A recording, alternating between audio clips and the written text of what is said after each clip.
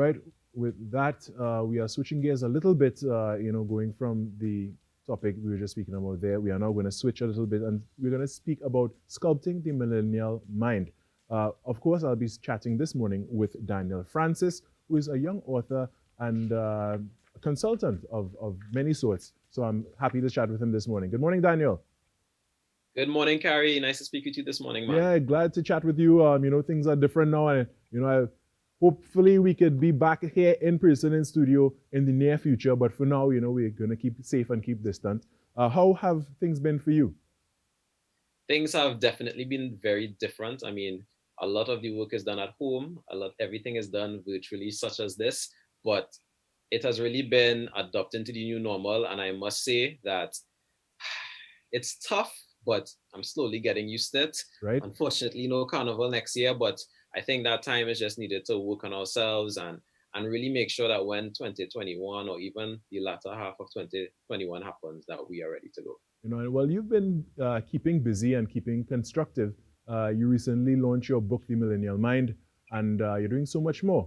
Tell us about the sculpting the millennial mind now. Yeah. So sculpting the millennial mind actually came from my book, The Millennial Mind, which launched in April. So the feedback has been overwhelming. I've almost sold 1,000 books, which is kind of unheard of for a first time author, especially during COVID when it's kind of hard to get the book out there. But for the persons that have read it, they said, they've read it over and over. The exercises at the end of each chapter has really helped them, especially in these times where everything is kind of unknown, to really cope with what is going on. And it's based on that feedback that I created Sculpting the Millennial Mind, which was I took all the feedback that was given to me and I more or less packaged it into a program. So all the exercises that people really love, I created a guidebook that just gives more exercises, more insights, more ways to encourage that deep introspection that we really need right now to kind of help us catalyze the future we want, especially now, right?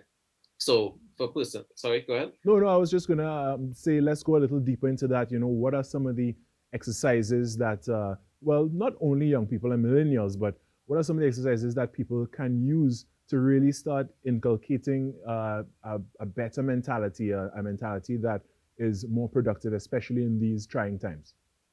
Yeah.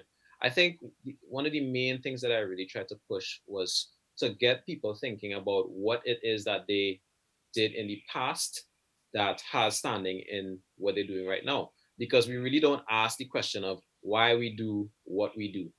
And 9 times out of 10, that comes from something that happened in our past. So for instance, with me, I have issues with maybe people being in my personal space when they're not even really in my personal space. And that came from having three younger sisters. We shared everything to the point where I'm just conditioned where I just want my own space. I want my own personal belongings to be near me. But that's just a simple example. Right. How could that kind of be seen in another person's life?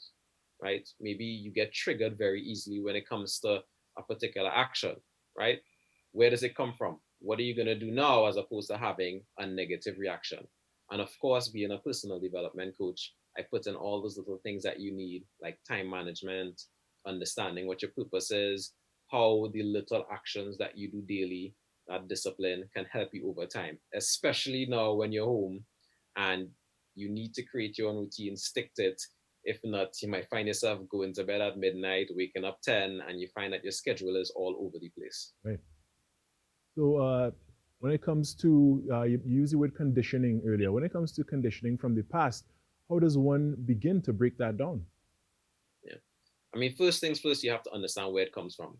Once you have identified that you do this because of whatever particular reason, it's to now make steady steps of what will I do when it actually happens. Because you're conditioned the way you are because an experience has happened repeatedly. Now you have to create a new program to replace that old program. And that can only come by one, having a plan of what you're gonna do when you get that trigger.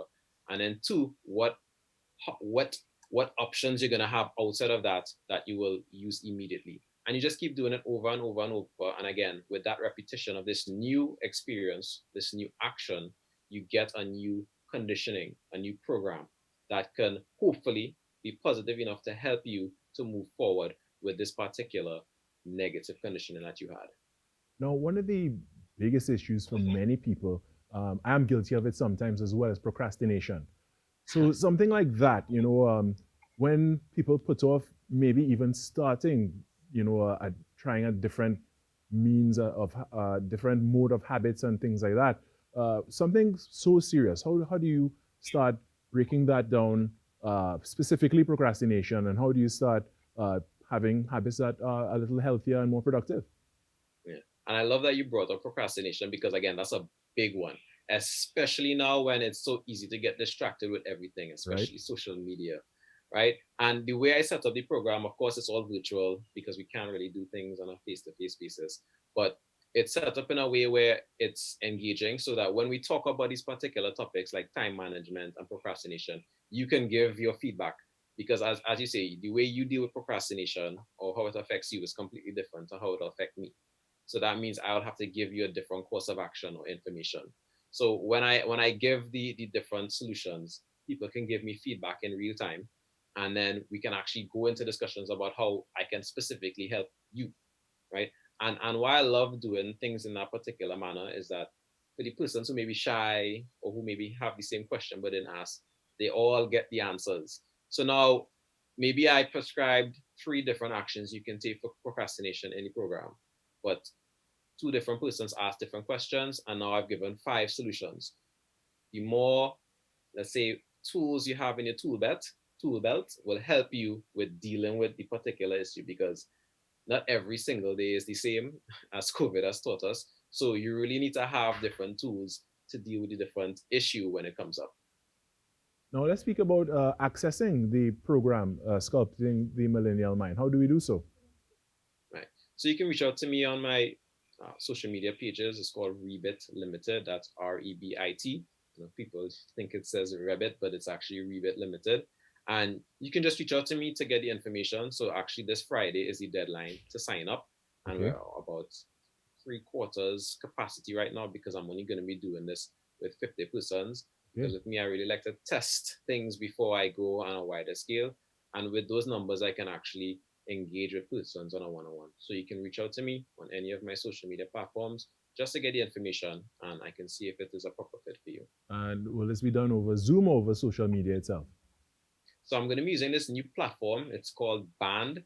I really like it. It's likened to having a Facebook group, but it has more functionalities. So I can do discussion boards and polls and put up the videos and have them actually stay up so that it creates that flexibility because at the end of the day, I want to do this twice a week on an evening. But some people might be working shifts or they can't view it at that time.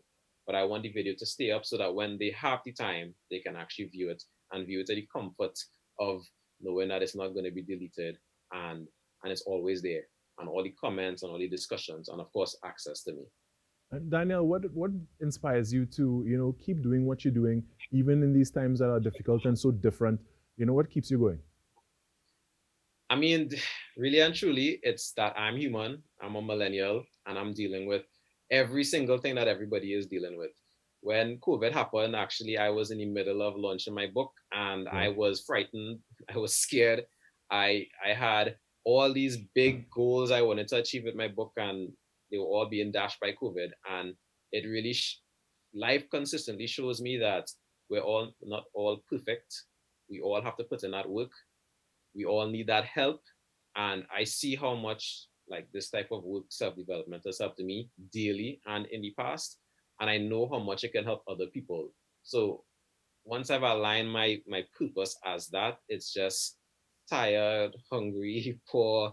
This is just something that will always fulfill me and always satisfy me, just helping someone get from point A to point B, where they can now say, all right, I've grown, I've developed, I've achieved. That's really all I'm about. And hopefully that little snippet there helps somebody watching this morning, some young person, even an older person, because these lessons can be carried throughout life and continue to benefit so many. With that, I want to thank you so much, Daniel Francis, joining us this morning and sharing. Thank you for having me on, Carrie, and enjoy the rest of your day, man. All right, you as Hi, well, brother. Daniel. Hi, Lisa.